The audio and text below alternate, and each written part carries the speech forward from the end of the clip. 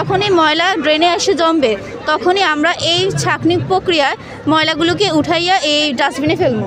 আমাদের প্রজেক্টের নাম হলো অটোমেটিক ড্রেন ক্লিনার। এখানে আমাদের হাউস থেকে তারপর ফ্যাক্টরি থেকে বিভিন্ন বর্জ্য পদার্থ আমাদের নালায় গিয়ে পড়ে এবং অনেক সময় দেখা গেছে আমাদের নালাগুলো ব্লক হয়ে যায়। এই জন্য হালকা বৃষ্টিপাত হলেও আমাদের রাস্তায় পানি জমে, আমাদের হাঁটাতে চলাচল অনেক কষ্টকর হয়ে যায়। এজন্য যখনই ময়লা ড্রেনে এসে জমবে তখনই আমরা এই ছাঁকনি প্রক্রিয়ায় ময়লাগুলোকে উঠাইয়া এই ডাস্টবিনে ফেলবো। আর যে পানি যখন আমাদের ময়লা পানি যখন আমাদের নদীতে যায় তখন আমাদের নদী দূষিত হয় এবং আমাদের মাছগুলো মারা যাচ্ছে দিন দিন।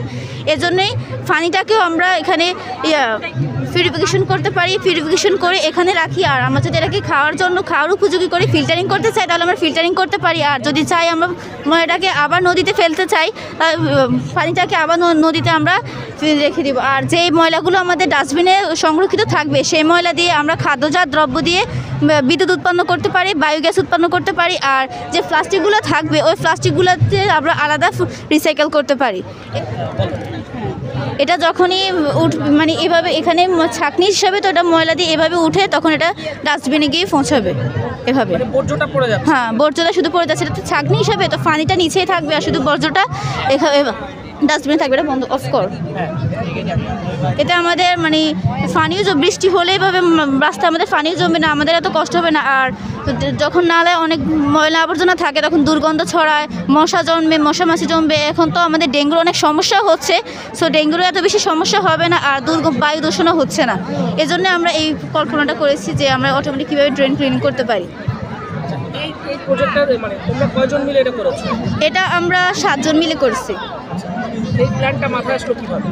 এই প্ল্যানটা মাথায় আসলো যে আমাদের একজন টিচার বলছে যে দেখো বুড়িগঙ্গা নদীর আশেপাশে কত ময়লা, বুড়িগঙ্গা নদীর পানি এত দুর্গন্ধযুক্ত। এই জন্য আমরা বলছি স্যার তাহলে আমরা এমন কিছু একটা করি যাতে আমাদের পানিটাও এত বেশি ময়লা হচ্ছে না আর আমরা ডাস্টবিনের ময়লাগুলো দিয়ে আলাদা রিসাইকেল পদ্ধতিতে কিছু একটা করতে পারি। এই জন্য আমাদের স্যার বলছে তাহলে এই প্রক্রিয়াটা করো, ছাঁকনি হিসাবে এই প্রক্রিয়াটা করো। আমাদের স্যারও আমাদের হেল্প করছে। সরকারি প্রণোদনা পেলে কি এটা আসলে বাস্তবে? হ্যাঁ, এটা বাস্তবে করতে পারি, কারণ আমরা ঢাকা শহরে যখন যাই তখন রাস্তার আশেপাশে ময়লা আবর্জনা অনেক পড়ে থাকে, এত দুর্গন্ধ ছড়ায়। এটাও রোধ করতে পারি আমরা।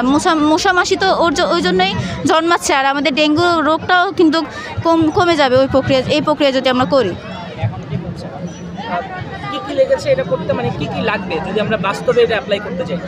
বাস্তবে অ্যাপ্লাই করতে গেলে এখানে আমাদের ছাঁকনি হিসাবে কিছু একটা লাগবে। তারপর এখানে আমাদের এই যে ঘোরানোর জন্য যে মোটরটারও কিছু একটা করতে হবে। এখানে তো আমরা কাঠুন দিয়ে করছি, ওটা তো রিয়েল করতে হবে।